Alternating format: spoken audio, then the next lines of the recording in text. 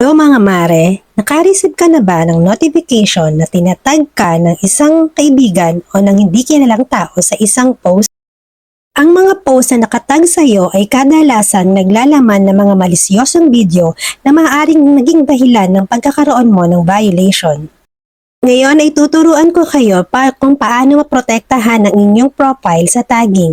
Panoorin lamang ng buo ang video hanggang dulo. Pumunta sa inyong profile, i-click ang tatlong guhit sa itaas. Scroll up, piliin ang settings. Sa settings and privacy, scroll up, pumunta sa audience and visibility. I-click ang profile and tagging.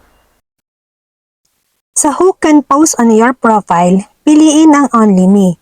Ibig sabihin, ikaw lamang ang makakapag-post sa iyong profile. May option ka rin na piliin ang friends, pero for security purposes, mas maganda na i-only me ang iyong settings. Scroll up at pumunta sa reviewing. Dapat naka-on or naka-blue ang review tags. Slide lamang ang button para ito ay maging blue. Ibig sabihin, lahat ng mga post na nakatag sa iyo ay hindi agad-agad mag-a-appear sa iyong wall or profile.